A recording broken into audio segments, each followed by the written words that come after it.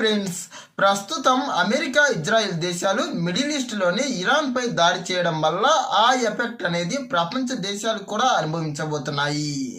మెయిన్గా ఈ దాడి మూలంగా భారత్ ఎదుర్కొనే ప్రధాన సమస్యలు ఏంటో ఈ వీడియోలో తెలుసుకుందాం.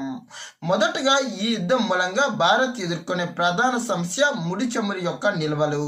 ప్రస్తుతం భారత్ వద్ద కేవలం 40 నుంచి 45 రోజులకు సరిపడే ముడి చమురు నిల్వలు మాత్రమే ఉన్నాయి.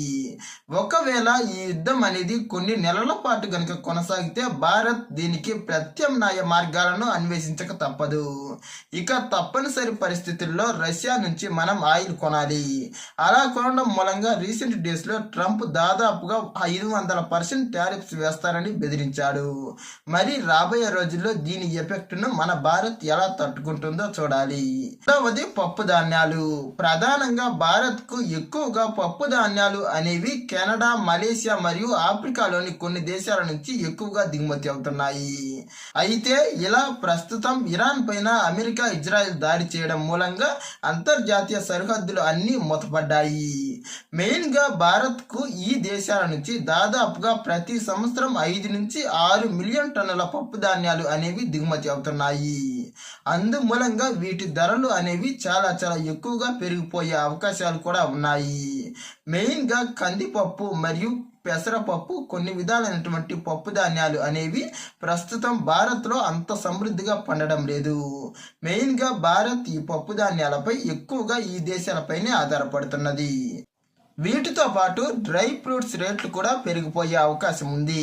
మనం రోజువారీ ఉపయోగించేటటువంటి బాదం పప్పు, జీడిపప్పు, పిస్తా మరియు కొన్ని విధాలైనటువంటి సహజమైన స్పైసెస్ రేట్లు అనేవి మరింత ఎక్కువగా పెరిగిపోతాయి. ఎందుకంటే ఇవన్నీ ఎక్కువగా మిడిల్ ఈస్ట్ దేశాల నుంచే మన భారత్ కు దిగుమతి అవుతున్నాయి. ప్రధానంగా బాదం పప్పు, పిస్తా అనేవి ఆఫ్ఘనిస్తాన్, ఇరాన్ నుంచే మన భారత్ కు ఎక్కువగా దిగుమతి అవుతున్నాయి. ప్రస్తుతం ఇవి రెండు కూడా యుద్ధంలో ఉన్నాయి. అందుమూలంగా వీటి రేట్లు ప్రస్తుతం చాలా ఎక్కువగానే పెరిగిపోయాయి. గత నెలలో బాదం పప్పు కేజీ 1800 రూపాయలు ఉండగా ప్రస్తుతం 2800 రూపాయలకు పెరిగిపోయింది. ఇక పిస్తా రేట్ కూడా అలాగే ఉంది. ఇంకా జీడిపప్పు రేటు కూడా ఇలాగే ఎక్కువగా పెరిగిపోతుండటం మూలంగా రాబోయే రోజుల్లో వీటి రేట్లు మరింతగా పెరిగిపోయే అవకాశాలు కూడా లేకపోలేదు. మరి ఇలాంటి సిచ్యువేషన్ లో భారత్ ఎలాంటి నిర్ణయాలు తీసుకుంటుందో చూడాలి.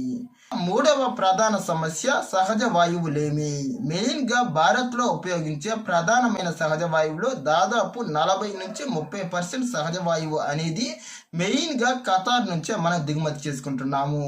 ప్రధానంగా వంటలకు మూలమైనటువంటి ఎల్పిజి ఆధారిత సిలిండర్లలో నింపే సహజ వాయువు అనేది ఈ ఖతార్ దేశమే మనకు ఎక్కువగా దిగుమతి చేస్తున్నది. ప్రస్తుతం ఖతార్ పైన ఈ ఇరాన్ దాడి చేస్తుండటం వల్ల ఆ దేశం నుంచి ప్రపంచానికి వేటిని కూడా ఎగుమతి చేయడం లేదని ఆ దేశం ఇప్పటికే ప్రకటించింది. ఇలాంటి సిచ్యువేషన్ లో మన భారత్ తప్పనిసరి పరిస్థితుల్లో రష్యా వద్ద ఈ సహజ వాయువును కొనాల్సి వస్తుంది. మరి ఇలా అయితే అమెరికా యొక్క శాంక్షన్స్ పడే అవకాశాలు కూడా లేకపోలేదు. మరి ఈ సమస్యను కూడా భారత్ ఎలా అధిగమిస్తుందో చూడాలి. ఇక ఈ సమస్యలన్నీ ఉన్నప్పటికీ భారత్ కు ఈ సందర్భంలో ఒక మంచి పరిణామం ఏంటంటే బియ్యం రేట్లు అనేవి తగ్గే అవకాశం ఉంది. ఎందుకంటే ప్రధానంగా భారత్ బియ్యం అనేది ప్రపంచానికి ఎగుమతి చేస్తుంది. ప్రస్తుతం వార్ నేపథ్యంలో ఈ ఎగుమతులు అనేవి స్తంభించిపోయాయి. అందుమూలంగా ఈ బియ్యం రేట్లు అనేవి భారత్ లో చాలా తగ్గే అవకాశం ఉంది. కాబట్టి ప్రస్తుతం ఈ అవకాశం మాత్రం పేదవాళ్లకు గొప్ప వరమే. మెయిన్ గా ప్రస్తుతం ఉన్నటువంటి పరిస్థితుల దృష్ట్యా ఈ యుద్ధం అనేది ఎక్కువ కాలం కొనసాగే అవకాశాలు అంత ఆశామాసిగా అయితే ఉండవు. కానీ ఇరాన్ గనుక ప్రతీకార రేచతో ముందుకు వెళితే మాత్రం ఈ యుద్ధం అనేది కొన్ని నెలలు, సంవత్సరాల పాటు కూడా కొనసాగవచ్చు.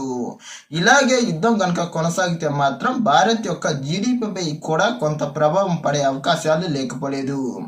ఇంకా బంగారం, వెండి యొక్క రేట్లు కూడా పెరగడమో తగ్గడమో కూడా జరగవచ్చు. మెయిన్ గా భారత్ కు ముడి చమురు అనేది ప్రధానంగా ఇరాన్ సరిహద్దుల్లో ఉన్నటువంటి హార్ముజ్ జలసంధి నుంచే ఎక్కువగా దిగుమతి అవుతున్నది. ప్రస్తుతం వార్ నేపథ్యంలో ఇరాన్ ఈ జలసంధిని మూసివేయడం మూలంగా దాని ఎఫెక్ట్ అనేది భారత్ పైన చాలా తీవ్రంగా ఉంది. ఒక 6 నుంచి 7 వారాల పాటు భారత్ కు ముడి చమురు యొక్క లేమి అనేది అంతగా ఉండకపోవచ్చు. ప్రధానంగా ఈ యుద్ధం ద్వారా మనం నేర్చుకోవాల్సింది ఏంటంటే యుద్ధం అనేది ప్రతి ఒక్కరికి నష్టమే. మెయిన్గా వాళ్ళకు వచ్చే నష్టంతో పాటు ప్రపంచ దేశాలకు కూడా వీళ్ళు నష్టాలను కలిగిస్తున్నారు. ఈ అంశాన్ని దృష్టిలో ఉంచుకొని ఇప్పటికైనా వీళ్ళు యుద్ధాలను మారి శాంతి వైపు ప్రయాణిస్తారని ఆశిస్తున్నాను.